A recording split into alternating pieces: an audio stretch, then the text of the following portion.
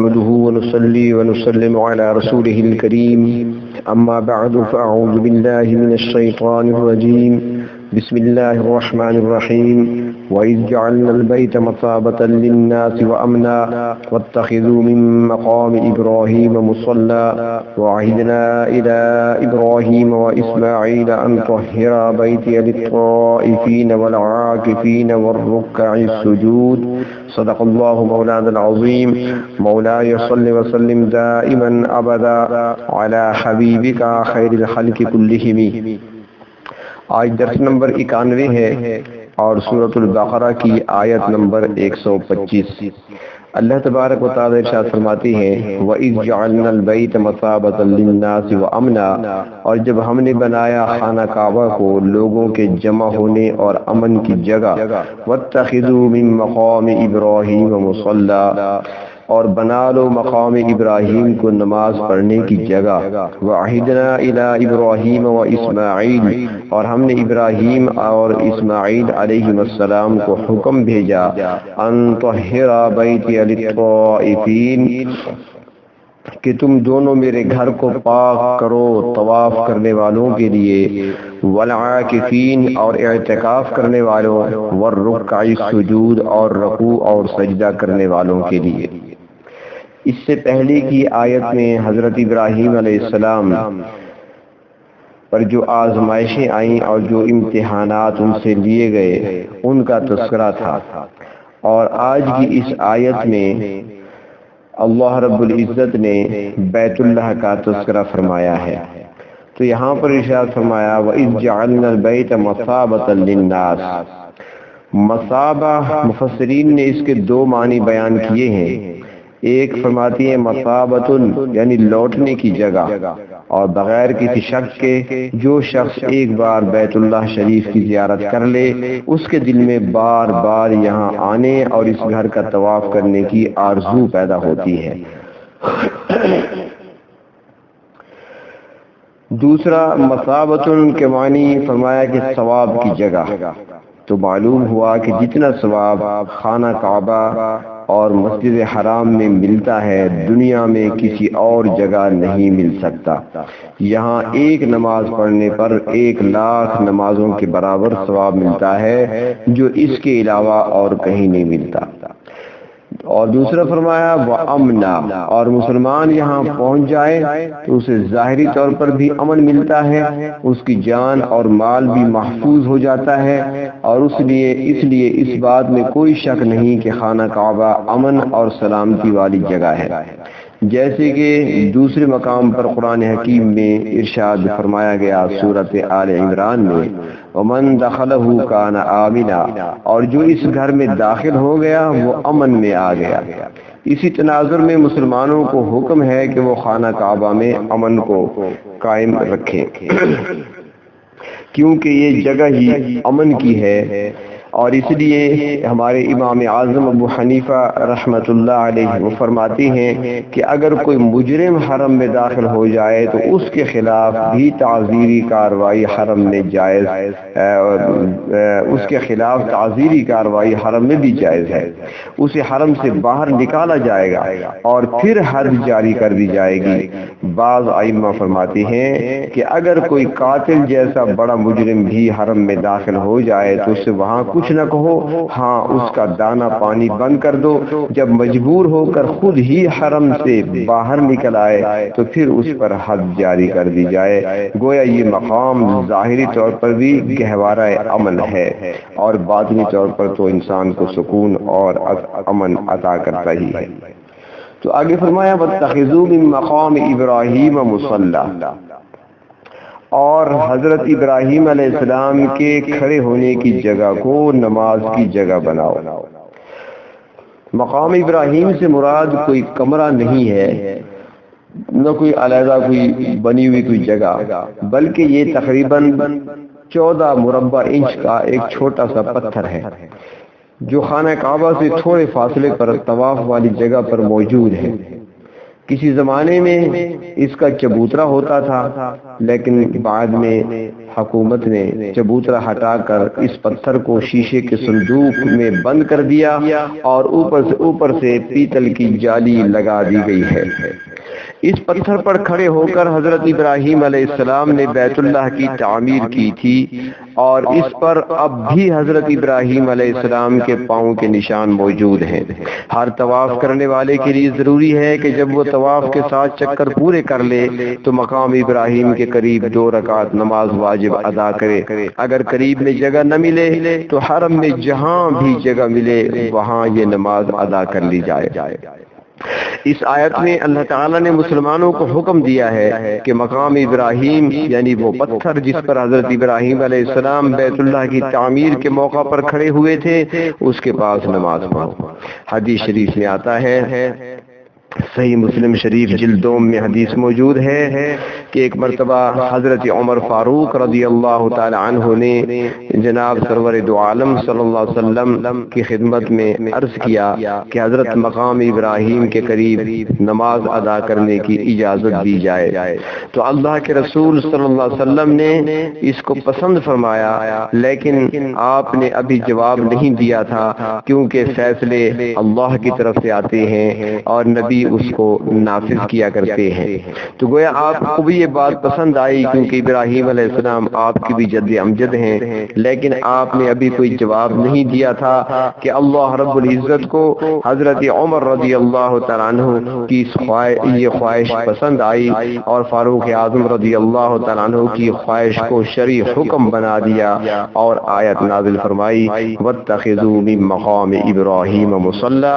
اب اس کے بعد قیامت تک جو بھی یہاں آئے گا طواف کرنے کے لیے، چاہے وہ عالم ہو، چاہے فقیہ ہو، چاہے محدث ہو، چاہے مفسر ہو، چاہے صحابی ہو، چاہے تابعین میں سے ہو، جو بھی آئے گا حضرت فاروق اعظم رضی اللہ تعالیٰ عنہ کی عظمتوں کو سلام کرتے ہوئے اسے 2 رکعت یہاں پر ادا کرنی پڑیں گی۔ تو اللہ تبارک و تعالیٰ نے ارشاد فرمایا، حضرت ابراہیم علیہ السلام اور حضرت اسماعیل علیہ السلام کو حکم دیا کہ میرے گھر کو پاک صاف رکھیں، اور کس لیے؟ طواف کرنے والوں کے لیے، اعتکاف میں بیٹھنے والوں کے لیے، رکوع اور سجود کرنے والوں کے لیے میرے گھر کو صاف اور پاک رکھیں۔ اب پاک اور صاف رکھنا 2 طرح سے ہو سکتا ہے، یعنی ظاہری پاکیزگی اور باطنی پاکیزگی۔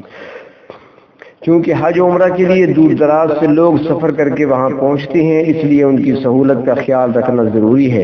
اس لحاظ سے ظاہری صفائی کا مطلب یہ ہے کہ حرم پاک کو ہر قسم کی غلاظت، بدبو وغیرہ سے پاک رکھا جائے، کیونکہ لوگ وہاں عبادت کے لیے آتے ہیں، وہاں اعتکاف بیٹھتے ہیں، نمازیں پڑھتے ہیں، قرآن پاک کی تلاوت کرتے ہیں اور دیگر وظائف میں مشغول ہوتے ہیں۔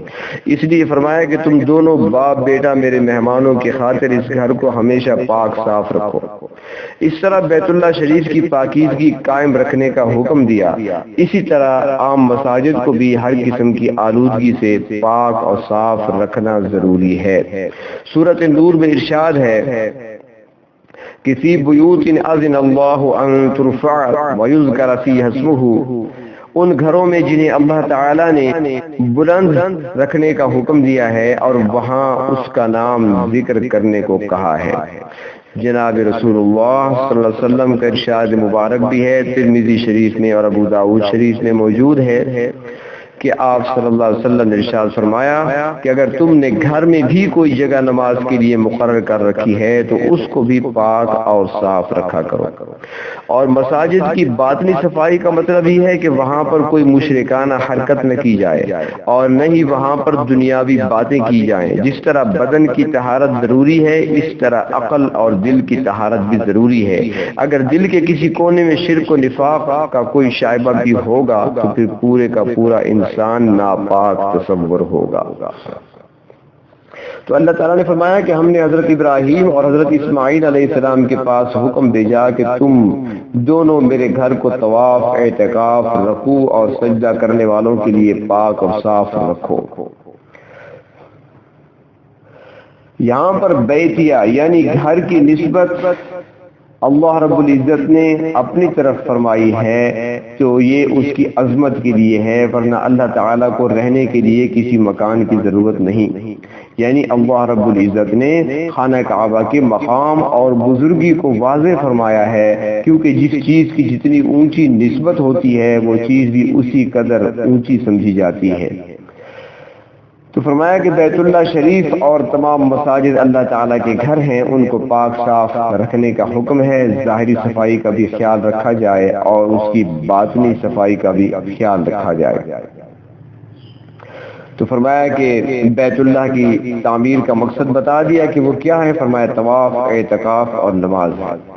طواف نفل نماز سے مقدم ہے، اس لیے اس کا ذکر پہلے ہے۔ طواف کی فضیلت زیادہ ہے، جس طرح حدیث شریف میں آتا ہے کہ بیت اللہ شریف پر روزانہ 120 رحمتیں نازل ہوتی ہیں، جس میں سے 60 رحمتیں صرف طواف کرنے والوں کے لیے ہیں۔ تو اطراف عالم سے جانے والے حجاج کرام کے لیے طواف نفل نماز سے زیادہ افضل ہے، اور بیت اللہ کے اندر ہر قسم کی نماز جائز ہے، فرض ہو یا نفل ہو۔ حضرت ابراہیم علیہ السلام کی بہت سی خصوصیات ہیں۔ احادیث مبارکہ میں آتا ہے، بخاری شریف اور مسلم شریف کے اندر موجود ہے کہ حضرت ابراہیم علیہ السلام وہ پہلے شخص ہیں جنہوں نے ختنہ کیا، اور تفسیری روایتوں میں یہ بھی آتا ہے کہ انبیاء علیہ السلام مختون پیدا ہوتے ہیں، ان کو ختنے کی ضرورت پیش نہیں آتی، مگر حضرت ابراہیم علیہ السلام ایسے نہیں ہوئے، انہیں 80 سال کی عمر میں ختنہ کرنے کا حکم ہوا، چنانچہ انہوں نے اپنے ہاتھوں سے خود اس سنت کو ادا کیا اور اپنا ختنہ کیا ہے۔ حضرت ابراہیم علیہ السلام کی خصوصیت ایک یہ بھی ہے کہ وہ سب سے پہلے انسان ہیں جن کی داڑھی میں سفید بال نکلنے شروع ہوئے۔ حضرت ابراہیم علیہ السلام سے پہلے کسی انسان کے ساتھ ایسا نہیں ہوا، سب کی داڑھی سیاہ رہا کرتی تھی۔ حضرت ابراہیم علیہ السلام جوانی سے نکل کر بڑھاپے میں داخل ہوئے تو سفیدی دیکھ لی، یعنی داڑھی میں سفید بال دیکھ کر گھبرا گئے اور عرض کیا، میرے پروردگار یہ کیا ہے؟ اللہ تعالیٰ نے ارشاد فرمایا، یہ تو وقار ہے۔ تو حضرت ابراہیم علیہ السلام نے فوراً دعا کے لیے ہاتھ اٹھائے، رب زدنی وقارا، یا اللہ اگر یہ عزت اور وقار ہے تو اس وقار کو اور بڑھا دیجیے۔ حضرت ابراہیم علیہ السلام ہی وہ شخصیت ہیں کہ جن کے بارے میں روایات میں آتا ہے کہ اللہ رب العزت کی طرف سے وحی آئی کہ اے ابراہیم، آپ میرے نزدیک روئے زمین کے تمام انسانوں سے برگزیدہ ہیں، جب آپ نماز ادا کرتے وقت حالت سجدہ میں ہوتے ہیں تو آپ کا سطر نہیں کھلنا چاہیے۔ چنانچہ سب سے پہلے حضرت ابراہیم علیہ السلام نے پاجامہ پہنا، یعنی سلا ہوا۔ اس سے پہلے صرف تہبند استعمال ہوتے تھے، حالانکہ تہبند بھی پہننا سنت ہے۔ حضور اکرم صلی اللہ علیہ وسلم ارشاد فرماتے ہیں کہ پاجامہ بھی پہنا کرو اور تہبند بھی باندھا کرو، لیکن آپ نے پاجامے کو پسند فرمایا ہے، اس لیے کہ اس میں سطر زیادہ اچھے طریقے سے چھپ جاتا ہے۔ یہ بھی روایات میں آتا ہے کہ حضرت ابراہیم علیہ السلام کی یہ بھی خصوصیت تھی کہ منبر پر کھڑے ہو کر سب سے پہلے حضرت ابراہیم علیہ السلام نے خطبہ دیا۔ یہ بھی آتا ہے روایات میں کہ مہمانوں کی خاطر سب سے پہلے حضرت ابراہیم علیہ السلام نے نان شیر مال تیار کیا تھا۔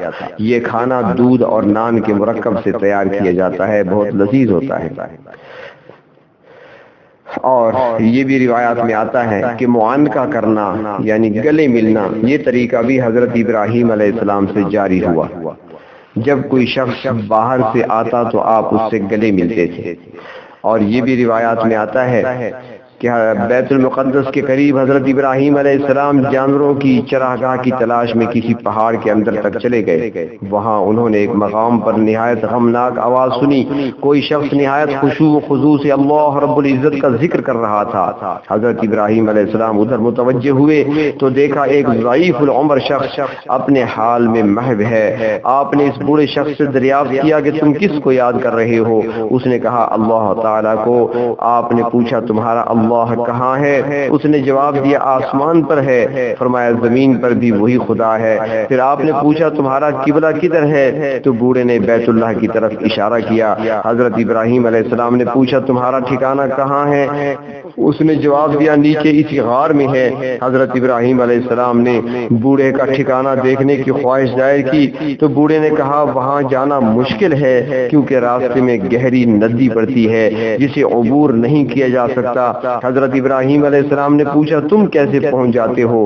تو اس نے جواب دیا کہ خرق عادت کے طور پر چلا جاتا ہوں، یعنی بطور کرامت کے، جس کی وجہ سے میں خشک پاؤں ندی کو عبور کر لیتا ہوں۔ تو حضرت ابراہیم علیہ السلام نے فرمایا چلو ہم بھی اس طریقے سے چلتے ہیں، جو خدا تمہارے لیے پانی کو مسخر کرتا ہے وہ میرے لیے بھی مسخر کر دے گا۔ چنانچہ دونوں چل دیے، غار میں اترے تو آگے ندی تھی، اللہ تعالیٰ کے حکم سے اسے عبور کیا اور آپ کے پاؤں تک نہیں بھیگے۔ پانی کے نیچے آپ اس شخص کے عبادت خانے میں پہنچے تو دیکھا کہ اس کی نشاندہی کے مطابق عبادت خانے کا رخ واقعی بیت اللہ شریف کی طرح تھا۔ تو حضرت ابراہیم علیہ السلام بڑے خوش ہوئے کہ اللہ تعالیٰ کی مخلوق میں یہ خدا پرست انسان بھی ہے۔ تو حضرت ابراہیم علیہ السلام نے کہا اے بزرگ یہ بتاؤ کہ سب سے خوفناک دن کون سا ہے؟ اس نے جواب دیا کہ جس دن اللہ تعالیٰ کرسی عدالت پر بیٹھے گا اور نبی اور اللہ تعالیٰ کے سب مقرب لرز رہے ہوں گے۔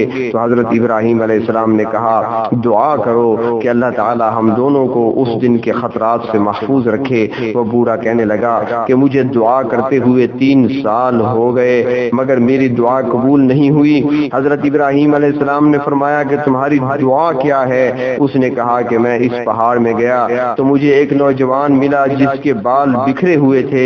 میں نے اس سے پوچھا تم یہاں کیا کر رہے ہو؟ اس نے جواب دیا کہ اللہ تعالیٰ کے دوست حضرت ابراہیم علیہ السلام کے جانوروں کے لیے چراگاہ تلاش کر رہا ہوں۔ بوڑھا کہتا ہے کہ اس دن سے میں یہ دعا مانگ رہا ہوں کہ اے میرے رب اگر دنیا میں تیرا کوئی خلیل ابراہیم علیہ السلام بھی ہے تو مجھے اس کی زیارت نصیب فرما، مگر آج تک میری یہ دعا قبول نہیں ہوئی۔ 3 سال گزر چکے۔ حضرت ابراہیم علیہ السلام نے فرمایا بڑے میاں اللہ تعالیٰ نے تیری دعا قبول فرما لی ہے، اٹھو اور میرے ساتھ معانقہ کرو، میں ہی ابراہیم خلیل اللہ ہوں۔ فرمایا کہ چنانچہ معانقے کا طریقہ وہاں سے جاری ہوا۔ تفسیر در منصور اور تفسیر عزیزی میں یہ لکھا ہوا ہے۔ تو اللہ تبارک و تعالی نے ارشاد فرمایا کہ وَإِذْ قَالَ إِبْرَاهِيمُ، اور جب کہا ابراہیم علیہ السلام نے رب اجعل هَذَا بَلَدًا آمِنًا، اے میرے پروردگار اس شہر کو امن والا بنا دے، اور ساتھ ہی دوسری دعا فرمائی کہ امن والا شہر بھی بنا، وَارْزُقْ أَهْلَهُ مِنَ الثَّمَرَاتِ، اور اس کے رہنے والوں کو پھلوں سے روزی بھی دے۔ تو یہاں پر 2 باتیں، پہلی بات تو یہ ہے کہ حضرت ابراہیم علیہ السلام رزق بھی مانگ رہے ہیں لیکن رزق سے پہلے امن کا سوال کرتے ہیں، تو معلوم ہوتا ہے کہ امن کتنا ضروری ہے انسانی حیات کے لیے، انسانی زندگی اور انسانی معاشرے کے لیے، کہ حضرت ابراہیم علیہ السلام نے کھانے سے بھی پہلے امن کا سوال کیا، اس کے بعد کھانے کا سوال کیا، اور کھانا بھی پھلوں کے ذریعے سے مانگا۔ تو اللہ رب العزت نے ابراہیم علیہ السلام کی دعا کو ایسا قبول فرمایا کہ آج تک دنیا جہاں میں جو بھی پھل میوہ پیدا ہوتا ہے پہلے مکہ پہنچتا ہے۔ تو فرمایا من آمن منہم باللہ والیوم الآخر، جو کوئی اللہ اور آخرت پر ایمان لائے، قال ومن کفر، اللہ تعالیٰ نے فرمایا جس نے کفر کیا فامتعہ قلیلا، اسے تھوڑا سا فائدہ پہنچاؤں گا، ثم اضطرہ الی عذاب النار، پھر اسے آہستہ آہستہ دوزخ کی طرف لے جاؤں گا، وبئس المصیر، اور وہ بہت برا ٹھکانہ ہے۔ اللہ رب العزت اس برے ٹھکانے سے ہماری حفاظت فرمائے۔ وآخر دعوانا ان الحمد للہ رب العالمین۔